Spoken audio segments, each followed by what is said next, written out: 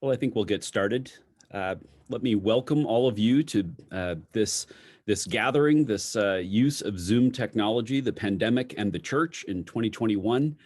Uh, my name is John D'Elia. I am the president of the New Theological Seminary of the West and also the pastor of First Presbyterian Church in San Luis Obispo. I am in San Luis Obispo now as we gather together using this technology. We're going to spend about 40 minutes or so in presentation and then leave a little bit of time for questions at the end. I'll ask you if you have questions that you'd like to have us address and share about, to use the chat function. If you chances are this is not your first Zoom gathering, and so if it is and you've got a question and you don't know how to use the chat, we'll figure out a way to get that question at the end.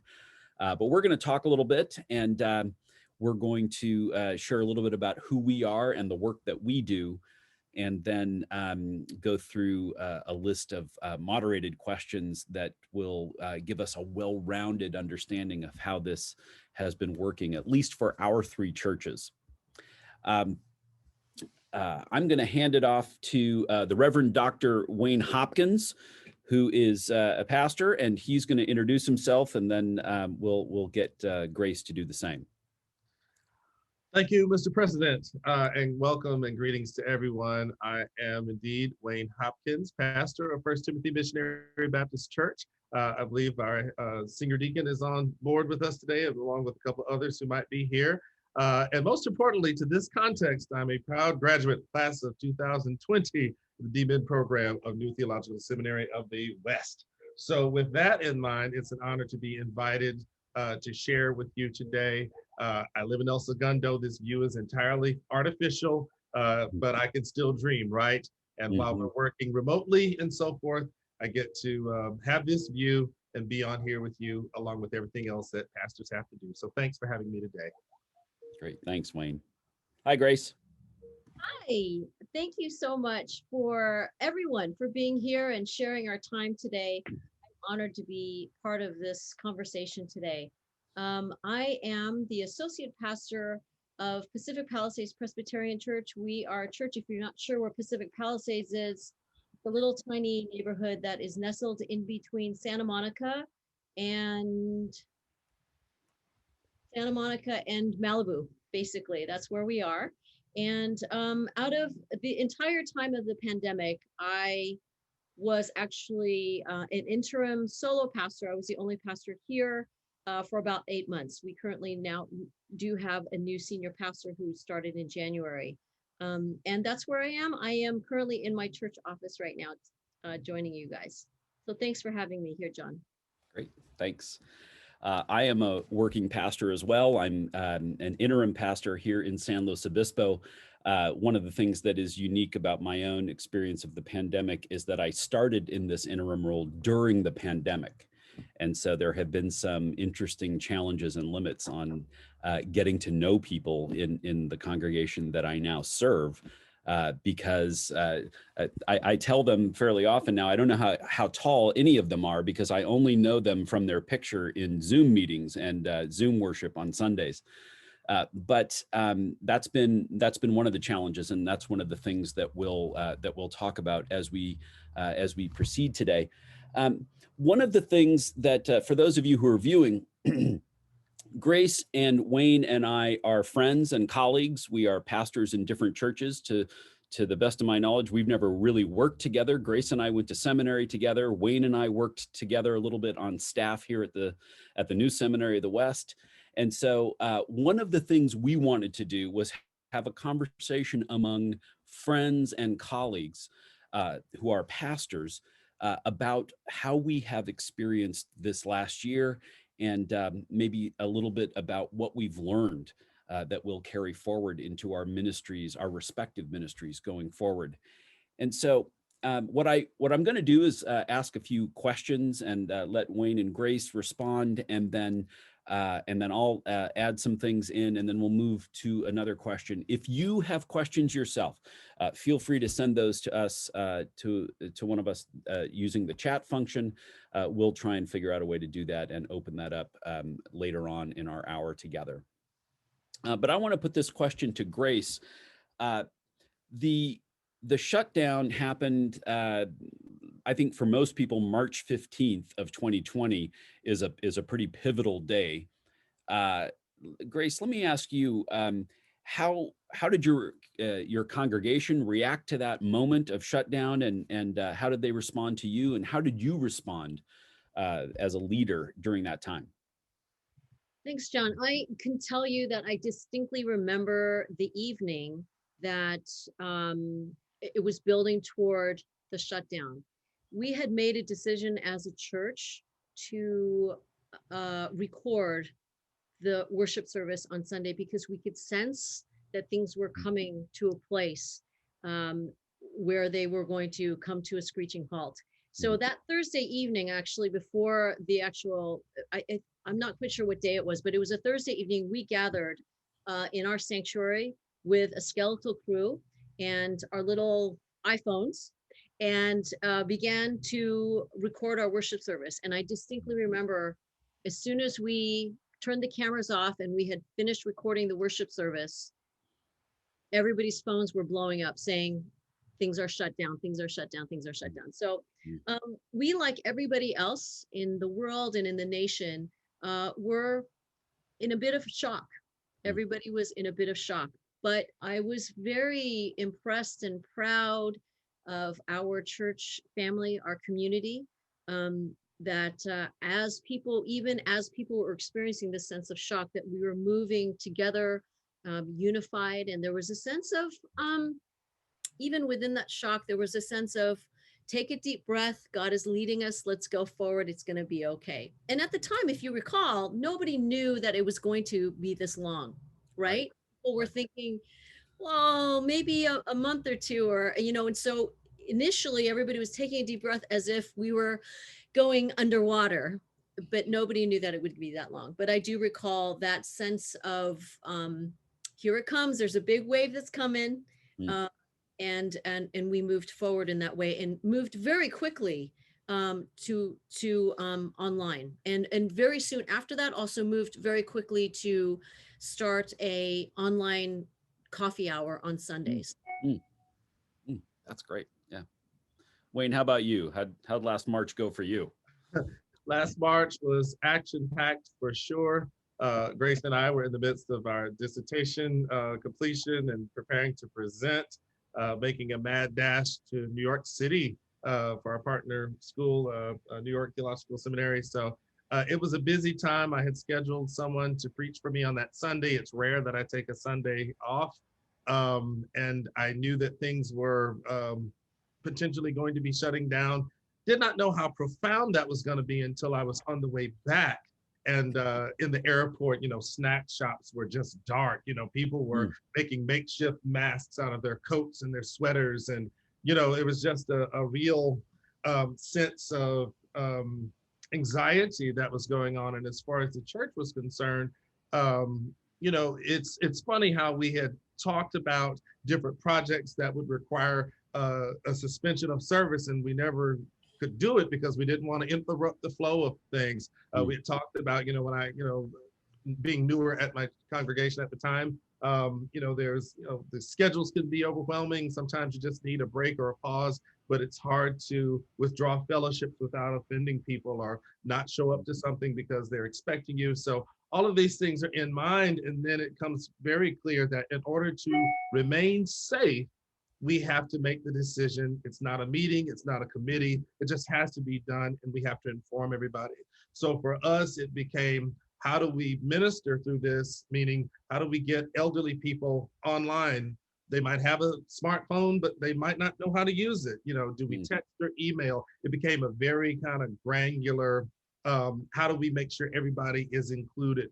The luxury of that is having a smaller congregation somewhat. But we also had to face the fact that our facility just would not allow us to fake it. or put people at risk. Mm. So we had to make some tough decisions. We had to move quickly, and thank God it all sort of came together. I won't say without a hitch, but it came together in a way that, if we're either gonna trust God or we're not. And we learned what it means to really trust God in that moment. Yeah, that's great. Yeah, I don't think anybody can say anything in the last year went off without a hitch. Yeah, so the church where I'm serving now, and I said I came during the pandemic, I was actually here part-time early last year as a fill-in for the senior pastor who was on a sabbatical. And so I was here. I was just getting to know the people. I'd been here about 2.5 months or so when the shutdown happened. We actually went up to March 15th, which was a Sunday. We have 2 services here. We did the first service, and then the news came over that the first infections had been recorded in San Luis Obispo County over that weekend. And so we shut down in between services. Mm.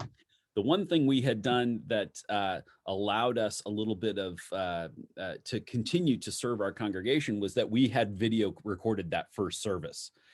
And so our guys, our 2 worship tech guys, created a YouTube account on the fly and posted that first service online. And so we had continuity of worship services during those first few months. And we had and we started by recording the service that we had always done and delivering a video of that online. We recorded ahead of time. We posted the videos at 10 o'clock in the morning on Sundays. And we did that for the first few months. Now I left and the senior pastor came back, and then he decided to retire. And so I came back as the full-time interim then on July 1st. We did a few more months, and then we went to live Zoom services. So Zoom is a very familiar sibling for me now. I'll miss it when it's gone. Maybe, I'm not sure. I think most of you have that same love-hate relationship with it. Our people almost instantly started talking about, well, when are we going to reopen?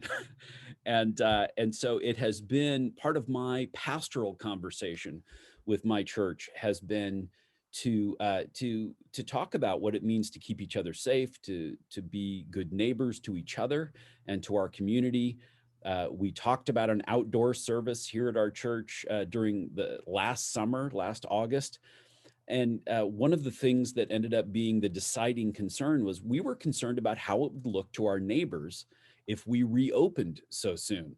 Even though we were going to do it by reservation, we were going to have people distanced and all of those things, we got very concerned about the appearance of flouting the sort of distancing guidelines that which were there to keep us all safe. And so it was a challenging start, but we'll talk a little bit about what it's like in the middle of this. But I'll say that I have people in my congregation who say they've met more new people since we have gone to Zoom gatherings than they ever met in 5 or 10 years of participation here live. So there is something about this that has been working. And I think also, John, it calls us to have the conversation about what is church, what is worship, what is community. And and it's this conversation that churches all across the country and all over the world have to have this conversation of what does it mean to worship together? Do we need to be in the presence of one another? Is how, and it just begs that conversation. Yeah, sure. Right? Sure. Yeah, I think for us, what our format is Zoom and has remained Zoom. We've sort of committed ourselves to getting really good at Zoom and maybe increasing the features. Zoom certainly rescued our Bible study event, which had become, it's seasonal. When the weather changes and it gets dark very early, some of our more faithful members don't like to drive at night, or it's difficult for them. And we also had some, minor things that had happened in the earlier parts of, it's funny that there were 2 parts of 2020, like, January, February were like normal. And then everything else after that was like profoundly different. So January 2020 feels like, 15 years ago. And so when we realized that we could apply or rather utilize the technology in more elements of ministry, it actually helped us to be, to feel more fully functional. Mm. And I think one of the other things that we all kind of have to admit or acknowledge, right? I won't say admit, but we have to acknowledge that we have to be flexible. I think a lot of church culture gets to this place where we're not flexible, or where we have to. This is respect, or this is the way we demonstrate our worship, or how we play it out to, especially in a historical congregation or a historical place. And we really had to balance, what do we preserve and how do we preserve in this new era. So a lot of that is the digital format, photography, just remembering certain things, acknowledging holidays or church calendar items that we can't gather and celebrate them, but we can still honor that in the new format and keep it going forward. So that flexibility, I think, is a sign that God is using this time for what comes next. That we still don't know, but at least we're more prepared for what's next than our preparation for what's now. Sure. Word for everybody this year, not only personally, but also corporately in churches and in businesses. That word is right there, flexibility. If you have not learned to be flexible this year, you will be hard pressed to learn the lesson of flexibility going forward, right? I mean, this year has forced everybody in every sector of their lives to be flexible with relationships, to be flexible with everything. Yeah. Hopefully that is a powerful lesson that we have all learned at least a little bit. Yes. What I've said to my congregation is that we never knew we had this capacity for flexibility and creativity, and not to lose that it would be like another death if we lost that as we come out of the pandemic into reopening. What I've said to other ministers and other church leaders is, if you miss this opportunity to make significant changes, necessary changes in your own church's culture and patterns and forms, then you've really missed it. You've missed a once in a lifetime opportunity, because this probably is never happening again, not in our lifetime, not like this. Absolutely. And so that's something that we're trying to look at as we move ahead. One of the things about Zoom, and I wish I had thought about this ahead of time, this is something that we did on Zoom that worked and helped, but that was not part of our plan. Our fellowship committees, congregational life, and the deacons, and others, they started hosting events like bingo or coffees, or right before Christmas, we actually did Christmas caroling on Zoom.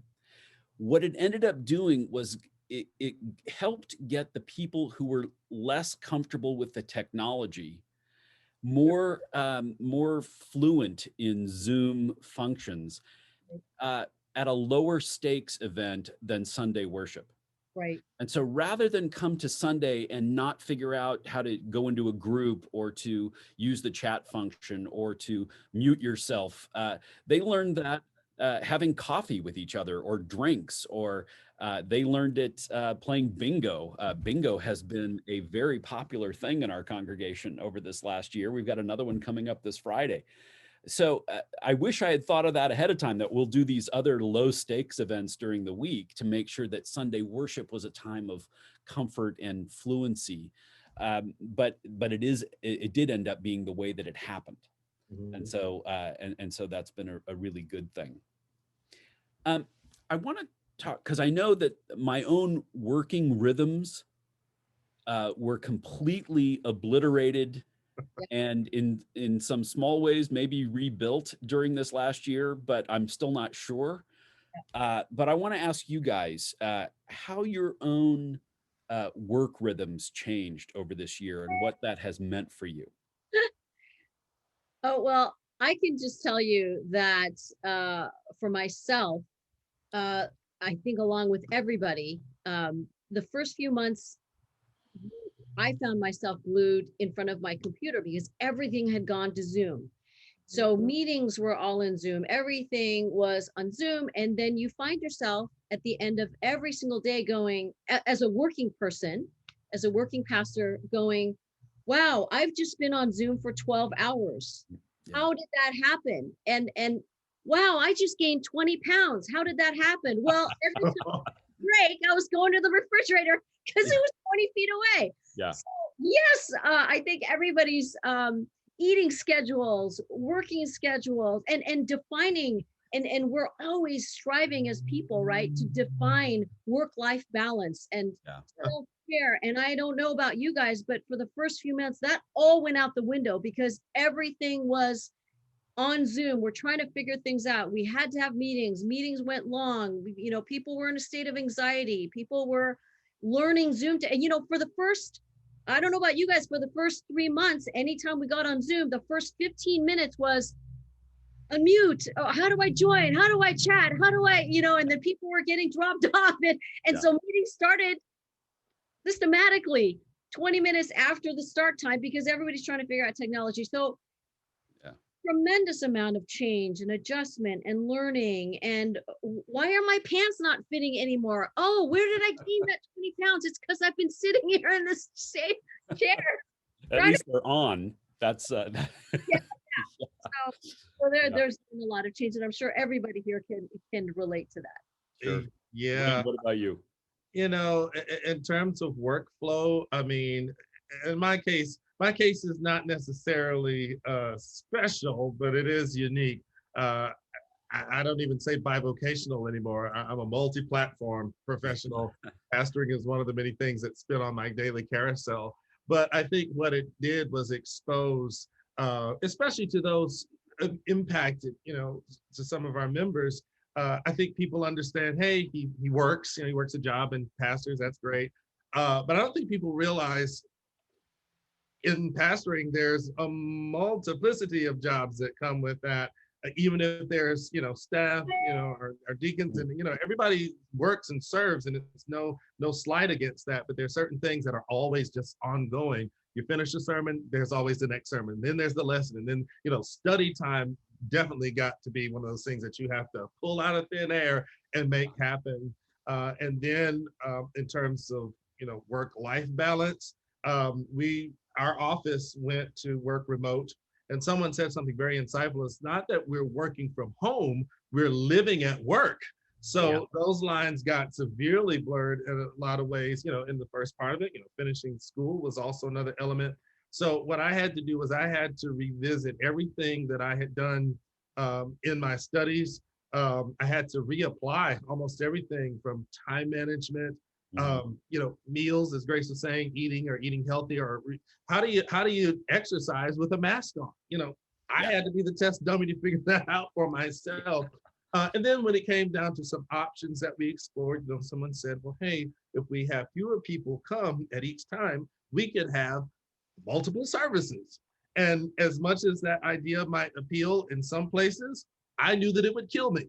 So I had to very, gently and calmly express, so that's not an option that's going to work for us. But also look at other ways that we can provide and serve ongoing, and not make it be, well, we can't do this because of COVID. I did not want the pandemic to be a crutch of any kind.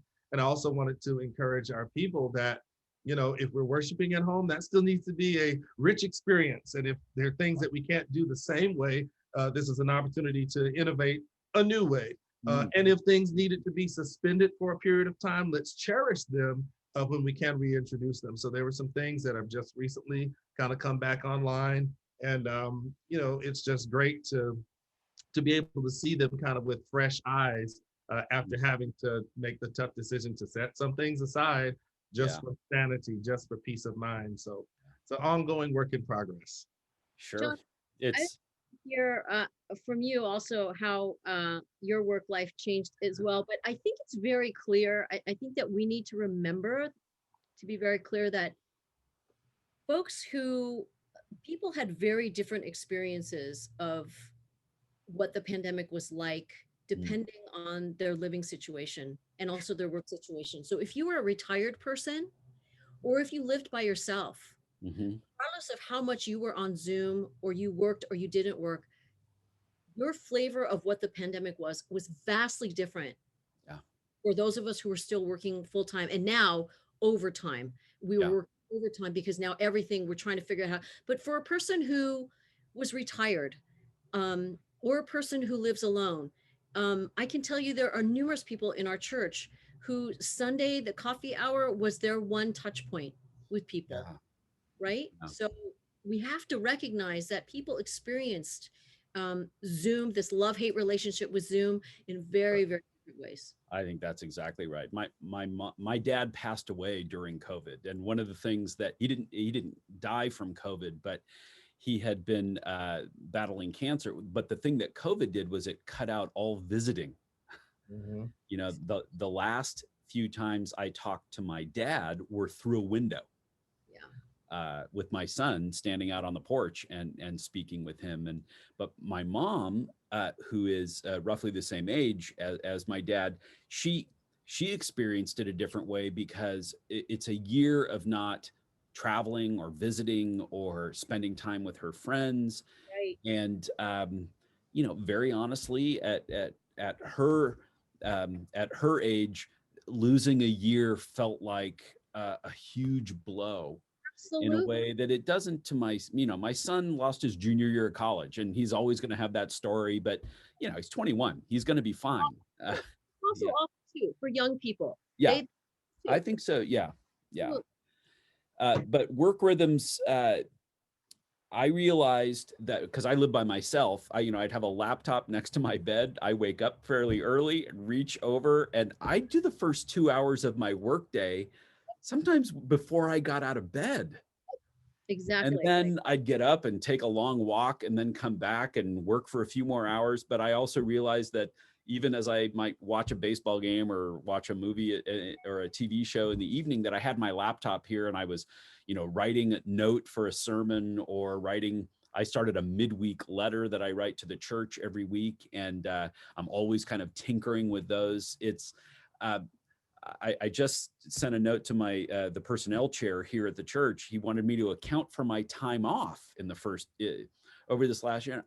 You know, What on time the off? one Yeah, what's hand, that? I don't remember working 8 hours straight as I might have before COVID, but I can easily remember long stretches of days where I worked 10 hours or more, Mhm. just not continuous.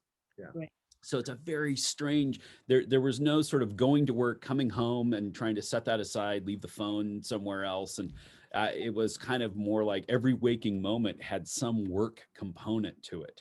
Not to mention And the cut out commute time, right? yeah, no No commute time. commute And on time. the one hand, no visitation for most of us.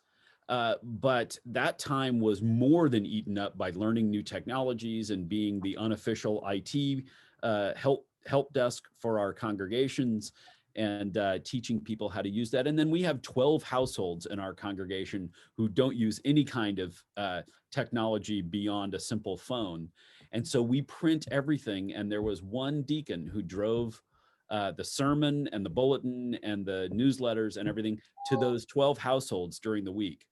Bless So, them. you know, it was one of our responses that we never occurred to us that somebody wouldn't be able to click on a YouTube link and watch a service, but that's the way that happened. But I think our working lives have changed dramatically, and some of that needs to change back, and some of that maybe we've learned different ways to bounce. I walk a lot more, right? I take walks all the time. I, you know, work a few hours, go out for a walk, and that has helped me deal with my own COVID-19, which is 19 pounds that I gained during the time, and but also to keep my head clear and to feel a little bit healthier.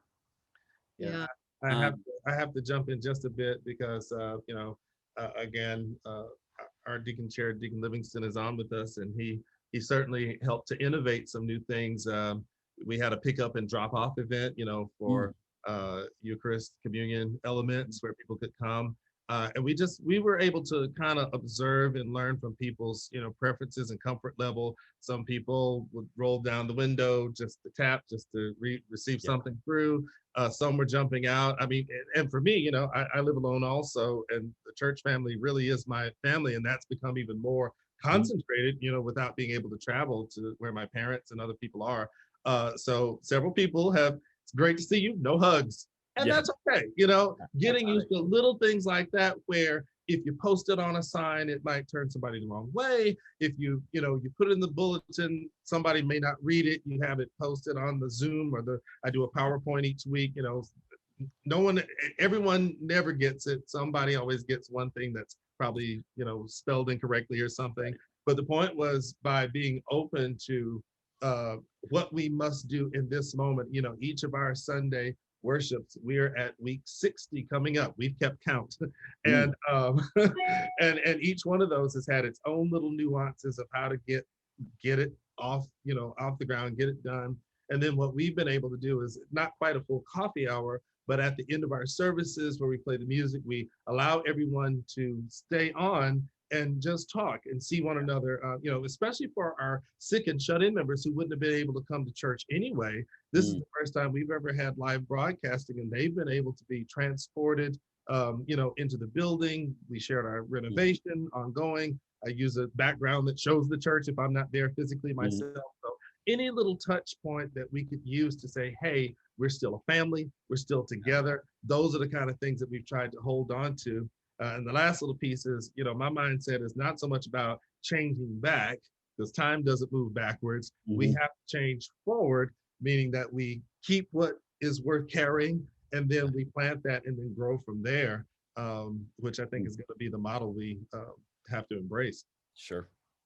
No, and I want to circle back to something that you said about pastoral visits, because we visit anybody. So I immediately shifted to doing my pastoral visits via email or by telephone. And I just felt like it was really, really important, especially the beginning of the pandemic when everybody was in shock and everybody was anxious about how things were changing. Do you remember how things were changing on a daily basis? So I found that telephone pastoral visits and email pastoral visits have become integral to the life of the church and congregational care. Yeah, that's important.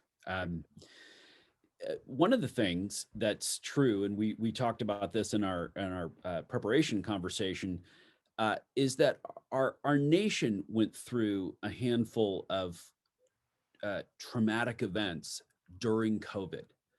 And I think most significantly, because I think it speaks to some of the other things that were happening and how we respond as pastors, most significantly, the killing of George Floyd and the way that played out on our screens and the response to it, which really called some of our Christian traditions to task for past ignorance of the way things worked in this country.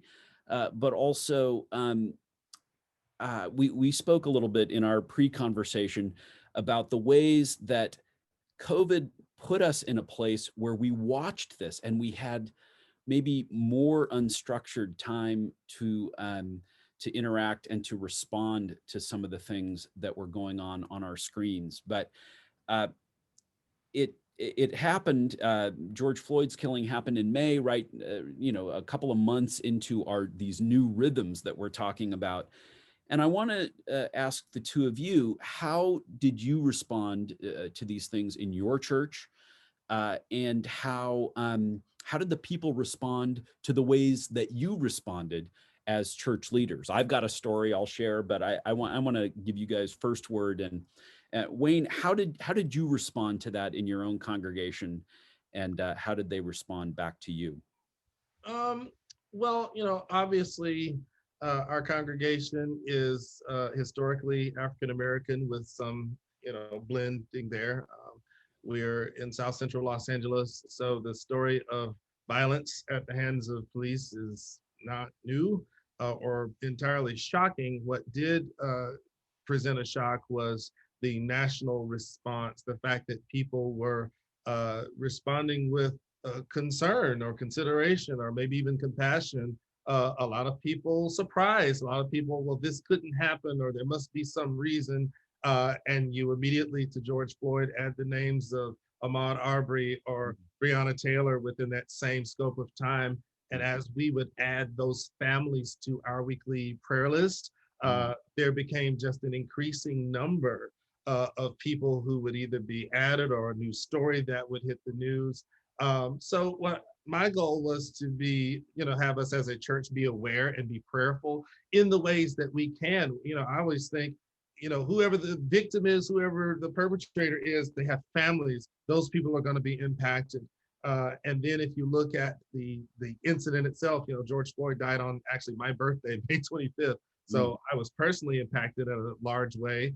And people contacted me, are you okay? Where are you going? Do you feel safe when you go out? I'm like, I've never really stopped to think about these things. They just sort of reside in the back of the mind. And so I couldn't necessarily respond as I would have in a previous year with life being normal. The fact that people were stopping to ask and think, as opposed to, oh God, here we go again, another story. Let me just block this out of my mind as soon as possible. Yeah. So I realized it was an opportunity for me to say a little bit more, to listen a little bit more, and maybe just have a corrective conversation every now and then where someone says, well, maybe if he had done this, maybe if this, maybe if that, I would share when I had been stopped. And my biggest crime right now is pastoring and graduating from things, okay? And the officer doesn't want to hear that. It doesn't matter if I say that or if I express myself as articulately as possible. Anybody driving by is going to say, wow, the pastor's under arrest, if that happens to be. So I get to have that kind of conversation where it opens a few eyes to say, well, maybe we've not looked at the big picture or the full story for quite some time, and now we can take a deeper look. A year after the fact, there are more things that have happened since then, and what we try to do as a church is to do what we can, which is to be prayerful, to be open to those who need, change in their own lives, to be restorative to those who've been victimized if we have that opportunity, and also to remember there is a Christian response to these things, which is to take it to the word. I won't go any further from there, but that was kind of our first response there. Yeah, thanks for that. Grace, how about you? You and I are in more similar communities, even though we're different. Yes. How did you respond, and how did they respond back to you? So just to give everybody a background of my church is probably about 99% white American. So we also have a very diverse political, theological stances in our very small church family. So my response to the incidents of George Floyd was, quite frankly, on a personal level, very visceral. It was just deeply disheartening and discouraging and saddening on a very personal level. The way that I addressed it with my church was, as Wayne referred to it, what is the Christian response? Who are we as people of Christ? Who are we as people who seek truth, the capital T, in our lives? How do we respond to anything that happens that is heartbreaking?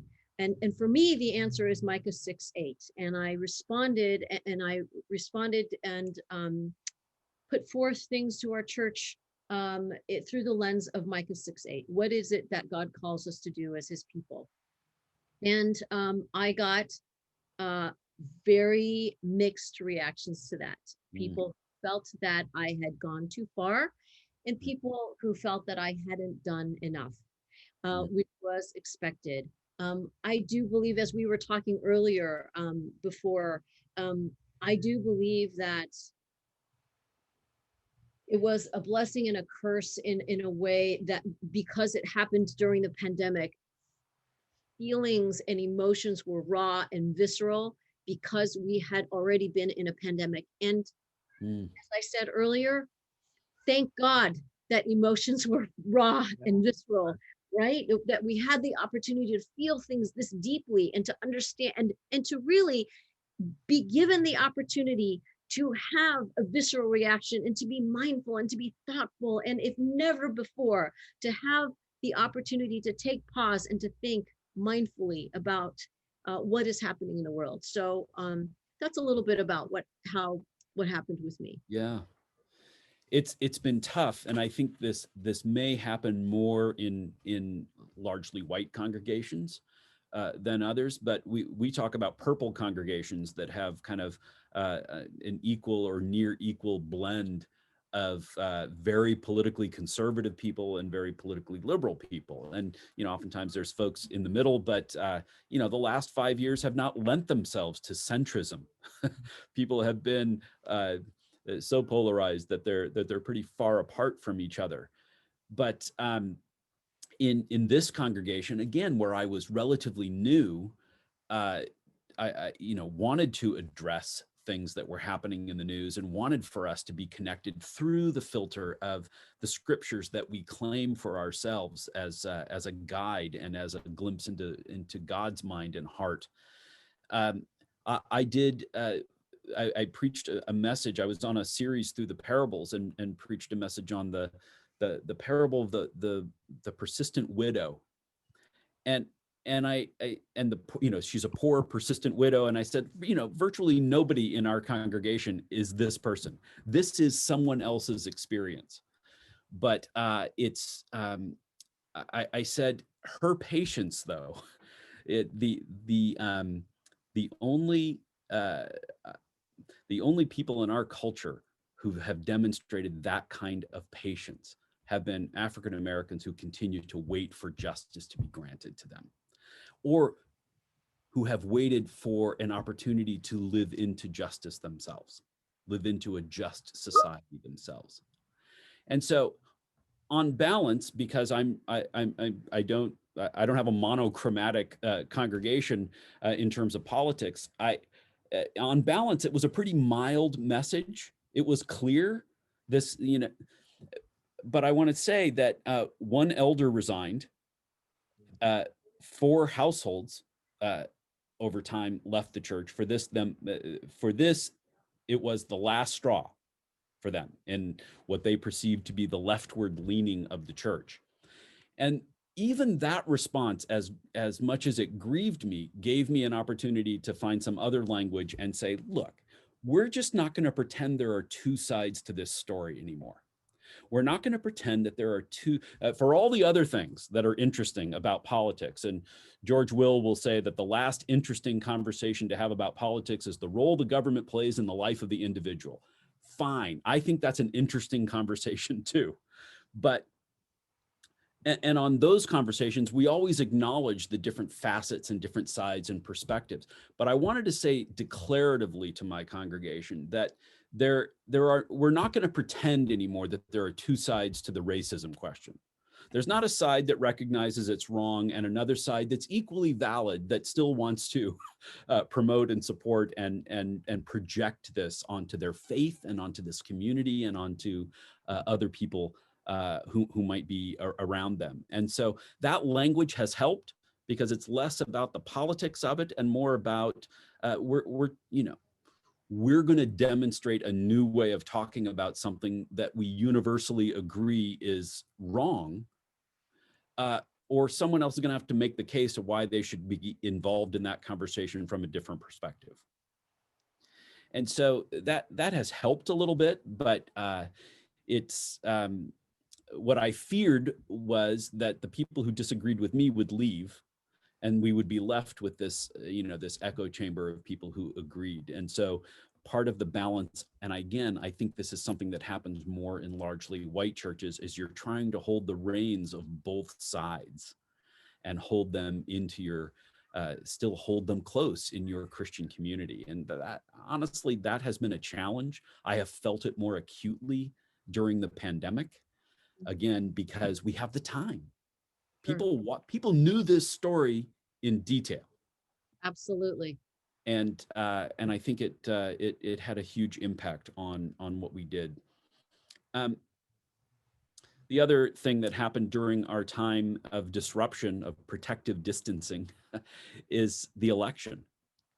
And you know, the Trump era was not an easy era to be a pastor, whether you were, you know, moderately conservative or whether you went way left of that. It's been a difficult 5 years, and it continues to be a difficult 5 years. And without getting into Trump era politics and tone, I think the insurrection on the 6th of January was a bit of a turning point for a lot of people in my congregation.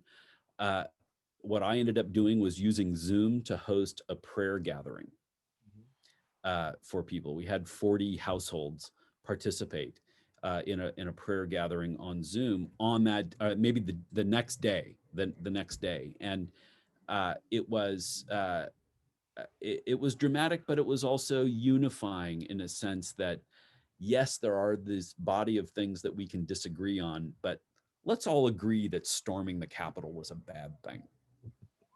And I think that gave us a little bit of an opportunity to find unity even among some political diversity. I don't know, how did that play out for you, Wayne, in your church? Well, let me, as you're talking, you reminded me of a few things. So I became pastor of First Timothy Church in 2015. Okay, and in the fall of that year was the mass shooting at the church in Charleston, South Carolina, Mm. my home state of South Carolina. And the fact that people were gunned down in the middle of a Bible study, I think sent shivers through every pastor and every church member, because this might happen now to us. It's bad enough when it's at a school, bad enough that it's in, you know, a southern state, it's bad enough. All the reasons that it was bad impacted me. And then following that, you know, the previous election 4 years ago now, the Black church has always been a proponent of voting and voter rights and voter registration and just being mobile. In other words, there are some battles that cannot be won by one small church, but if everyone is doing their part at the local parish level, then everybody can make everybody can make their impact in their own way. And we certainly had people in our congregation who either voted for the first time or the first time in a long time, or who were reminded of the work that they had done in previous generations to, this is where we make a stand. We cannot, zooming back now to, in the wake of George Floyd, I made the personal decision that I would not be joining any marches in large crowds. I was still freaked out by crowds during that time. And I also did not want to put my congregation at risk if I did go to visit someone at their home, or if they met me at the church. I didn't want to risk carrying anything. And I know that, might have appeared a certain way to some of my peers who were on those front lines, and I certainly supported them in other ways, but I knew that was not going to be how I would best serve the place where I was planted. So I think what happens when we have these incidents that we have to respond to, part of our pastoral calling is to listen to what God tells us for the sheep we have, for the pasture that we're tending to, for the moment that we're in. It might evolve and change over time. And I think Grace certainly has seen some evolution in that last year, just by being present, by being the voice that is the different voice, by having to stand in situations where you're hearing someone who's, well, I don't see it and I never experience it. And I have to say, but that doesn't mean it's not real. There's not millions of people in our country who are, having a mass hysteria or pathological liars. These are realities that exist. So let's at least agree that someone is dealing with this as a problem, and how would we as Christian people address it together? And so then beyond that, I think it's just been a matter of self-care at certain points, to turn off the news. Lord knows there's going to be some more tomorrow. And some days I have had to simply shut it down and kind of wipe out all of the noise, so to speak, because it can be overwhelming. It can add to the difficulties posed by being isolated, not being able to interfellowship the way we normally do. And I think part of what the church is the fact that we will deal with these things, we will pray, we will come together and address them, but we also know that that's going to be a long-term effort. And that's where we allow God to carry us through, as the saying might go. We have to really lean on some of those things in times like these. I want to leave some time for us to talk about what's ahead. And so I'm going to to join together two questions, which is briefly, what does reopening look like for you in your church? And I'll say briefly, we've got about less than 10 minutes left. And then maybe a lesson from post-pandemic, from the pandemic era that you're going to take into the post-pandemic era, maybe a skill or a capacity that you feel like you've learned where you can go forward with that. So talk just briefly about reopening at your particular church, and then maybe a lesson that you've learned. Wayne, you want me to go? Yes, please. We're reopening on May 16th with a lot of COVID safety measures. We have a special COVID response team committee that has been set up, and just numerous, ingress, egress, checking people in, pre-registration, spacing, where everybody's going to stand, how we're doing musicians. All of that has been discussed. We're opening on May 16th for the first time. We are actually going to be continuing to do our recorded online service. Our keyword is inclusivity. So regardless of whether people want to come back or they don't feel like they can come back for whatever reason, safety or any kind of anxiety, we want to be able to minister with compassion to both people. So people who are dying to come back in, to be in a sanctuary, we will have that. People who want to continue online worship services, we will continue to have that. We will continue to have our Zoom coffee hours for people who will not be on the church campus.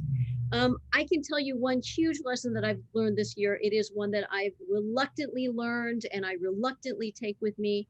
I don't like preaching into a camera. And actually, we don't even have a camera. We use our iPhones.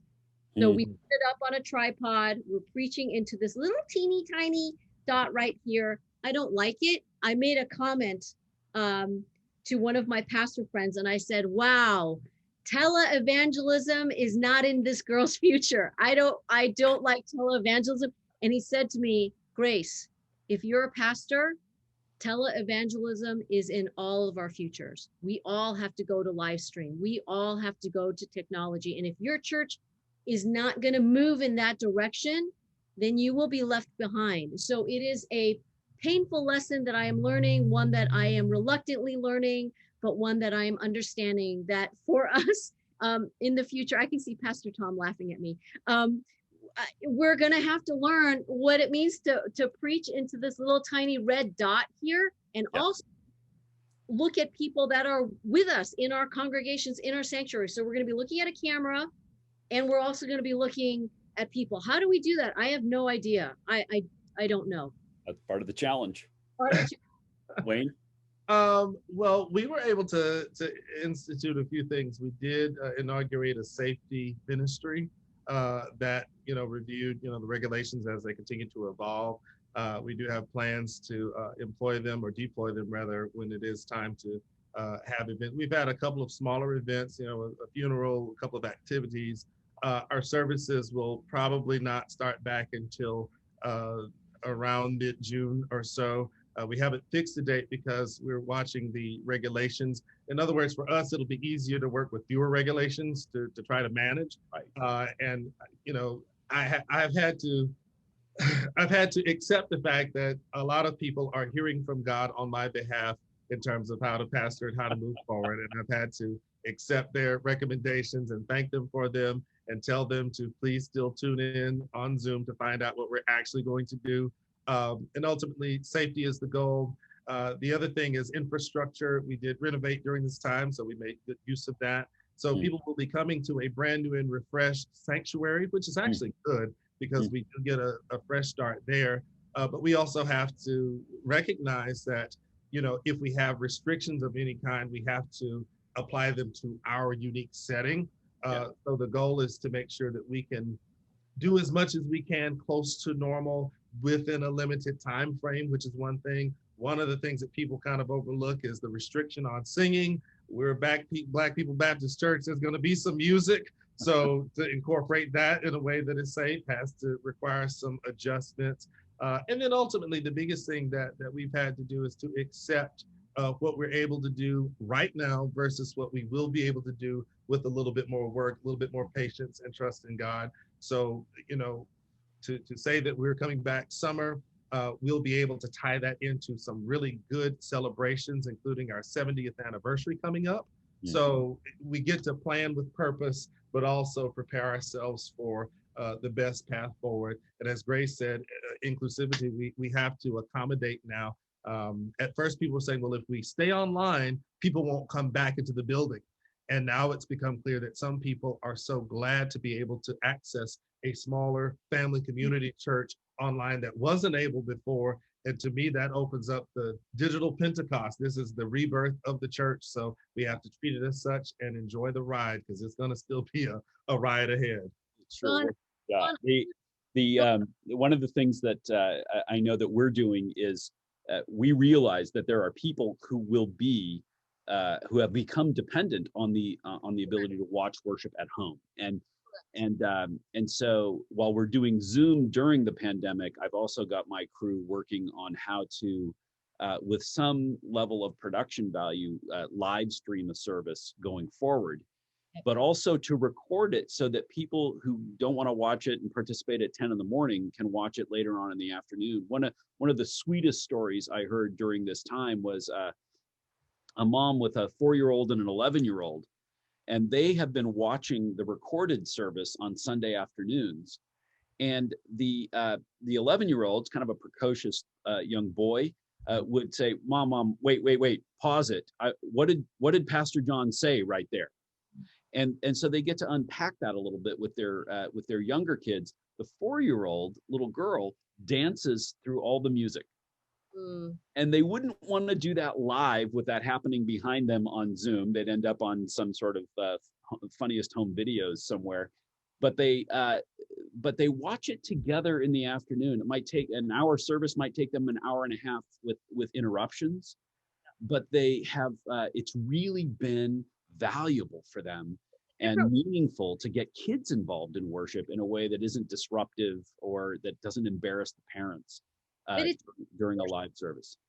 It's a different experience. Yeah. I really want to circle back to John Carrick put a chat in here, and I really want to address that because he talks about significant change the way we do church when these adaptations are no longer necessary. And I really believe that adaptations are going to continue to be necessary. I don't think that we're going to come to a place where the pandemic is over and then we're going to say, okay, we're all going to go back to way that we were. The landscape of ministry has been changed forever. Yeah. People have now developed a new way of worshiping. As pastors, I think that we are all concerned about the sanctity of the Sabbath, of Sunday morning, but we need to enter into conversation to say, what about if I can't worship until Tuesday morning? Can I watch that online recorded service? Can I do it in a different way? People have learned a new and different way of worshiping, and adaptation is going to continue to be necessary. There will not be a point where we're going to be able to say we don't have to need to make these adaptations. We are in the season of adaptation. We need to move forward, remembering that the landscape of ministry has changed forever. So we have to remember flexibility, compassion, and inclusivity in everything that we do. A great deal of compassion, inclusivity, and flexibility going forward from now on. Yeah, that's a great word. I'm just going to step in because it's the top of the hour, but that's a great word to end on. And for those of you who are watching, I've included a document in the chat function there that you can click on. That's a PDF. The Wisconsin Council of Churches put together a guideline document for churches and reopening that we have adopted in our congregation as our set of guidelines for this. It has good scientific metrics to it. It acknowledges the science of the virus and of vaccines and of immunities, but it has some very helpful biblical and theological reflection to it. It's about 16 pages long, but it talks about metrics in each area and how those can influence and should influence and guide the reopening process. And so I encourage you to do that. It's a public document, so I've just given you the link to the PDF that you can download for yourself. I think that's another way that churches can help themselves as they look forward to this reopening.